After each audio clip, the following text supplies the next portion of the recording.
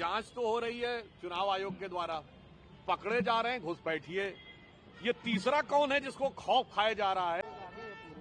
स्वतंत्र, निष्पक्ष और पारदर्शी चुनावों को कराने के लिए ये मतदाता सूची का संशोधन एक सामान्य और स्वाभाविक प्रक्रिया है जो एक निश्चित समय के बाद होती रही है।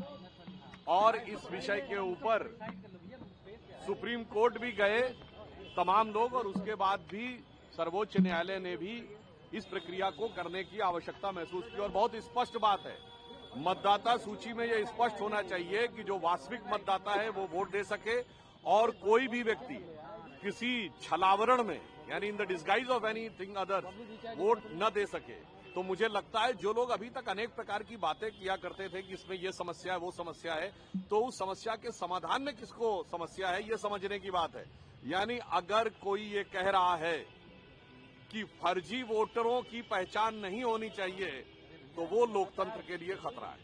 सर, संजय सिंह है, आम आदमी पार्टी के राज्यसभा सांसद, उन्होंने कहा है कि बीएलओ की मानसिक स्थिति सही नहीं है, वो आत्महत्या कर रहे क्योंकि सरकार ने कहा कि 1 महीने के अंदर पूरा कार्य। देखिए, सारे कार्य किए जा रहे हैं, बीएलओ के साथ साथ पार्टियों के भी बीएलए हैं। मगर मैं एक बात अवश्य कहना चाहूंगा, जब विपक्षी दल आज ये आरोप लगा रहे हैं, याद करिए केवल 2 साल पहले तो कहते थे ईवीएम हैक्ड है और बटन कौनो दबा दो ईवीएम में वोट भाजपा चला जाता है। आज उन्होंने ईवीएम का मुद्दा छोड़ दिया और मतदाता सूची के मुद्दे पे आ गए। इसका मतलब अब उन्होंने मान लिया कि ईवीएम हैक होने का आरोप झूठा था, और आप आश्वस्त रहिए कि आगे वो इस चीज को भी झूठा मान लेंगे। और मैं एक बिंदु और कहना चाहता हूं, ये एक सोची समझी खतरनाक साजिश का हिस्सा है कि भारत की हर व्यवस्था के बारे में भ्रम पैदा करना। विगत 10 वर्षों में विपक्ष ने किन किन चीजों में भ्रम नहीं पैदा किया? सबसे पहले रफाल को लेकर सरकार के बारे में भ्रम पैदा करना, सर्जिकल स्ट्राइक को लेकर सेना के बारे में भ्रम पैदा करना, बालाकोट को लेकर एयरफोर्स के बारे में भ्रम पैदा करना, ऑपरेशन सिंदूर को लेकर जहाजों के गिरने के बारे में भ्रम पैदा करना। फिर इतना ही नहीं, याद करिए इन्होंने कहा एलआईसी बर्बाद हो गई, LIC all time high profit में है। स्टेट बैंक ऑफ इंडिया बर्बाद हो गई, state bank of India all time high profit में है। फिर उन्होंने कहा सेबी गलत है, सेबी का पूरी तरीके से वो निष्पक्ष निकला। उसके बाद याद करिए कोविड वैक्सीन के ऊपर, इसी उत्तर प्रदेश के एक पूर्व मुख्यमंत्री जी बोले थे ना, बीजेपी का वैक्सीन, कोविड वैक्सीन को लेकर भ्रम उत्पन्न करने का प्रयास करना। और तो और इन्होंने राम मंदिर के मुहूर्त को लेकर भी भ्रम पैदा करने का प्रयास किया था।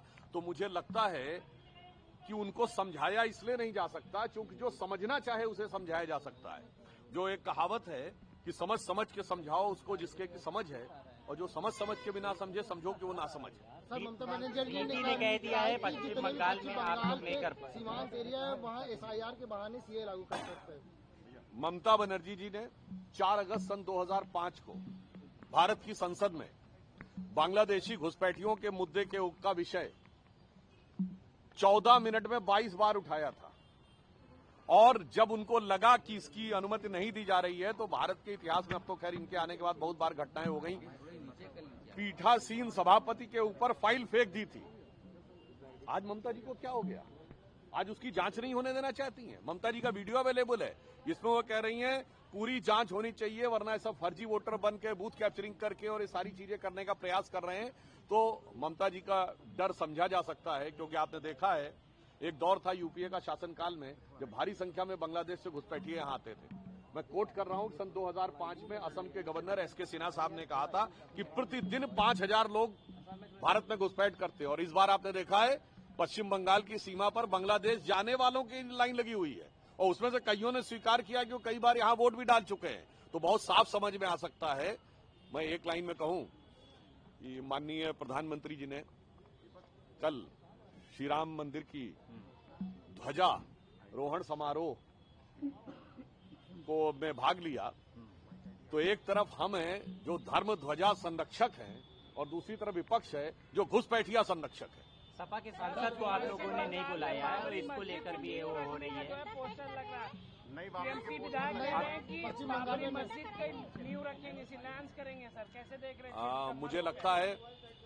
मुझे लगता है कि इन लोगों के वास्तविकता में दिल में क्या होता है बहुत साफ सामने आ जाता है। आपने देखा कि दिल्ली में आए थे प्रदूषण के बारे में प्रदर्शन करने और करने लगे नक्सलियों का गुणगान। उसी प्रकार ये सेक्युलरिज्म का आवरण ओढ़े हुए ये तथाकथित बाबरी मस्जिद की बात करने वालों से मैं पूछना चाहता हूं, कोर्ट ने तो हमेशा उसको डिस्प्यूटेड स्ट्रक्चर कहा, विवादित ढांचा। ये बाबरी मस्जिद शब्द कहां से आया?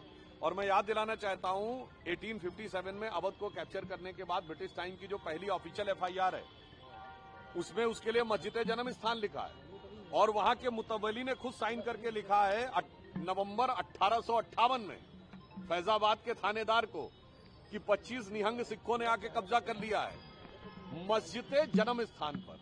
तो मैं उनसे पूछना चाहता हूं, मस्जिद थी भैया, वो जन्म स्थान किसका था? और मैं एक और बात कहना चाहता हूं कि जो लोग ये ख्वाब पाल रहे हैं उन्हें याद रखना चाहिए कि अब एक बात तो बहुत साफ हो गई कि इन लोगों के मन में सकारात्मक बात कोई नहीं है। 5 एकड़ जमीन जो मिली हुई है मस्जिद के लिए, राम मंदिर बन के तैयार हो गया, ध्वजा पताका भी फहरा गई, उसमें मस्जिद में क्या हो रहा है? वो नहीं करना है और दिल में बाबरी के अरमान है। ये दर्शाता है कि तृणमूल कांग्रेस और विपक्ष के मन में जो कट्टरपंथी वोटों के साथ समझौता है, उस कारण से मैं एक शब्द में कहना चाहूंगा, ये लोग कहते हैं भारत में सेक्युलरिज्म खतरे में है। नहीं, सूडो सेक्युलरिज्म की वजह से भारत का भविष्य खतरे में है। सर, अखिलेश यादव कह रहे हैं कि यूपी में एसआईआर में लगभग 1.5 करोड़ वोट कटेंगे।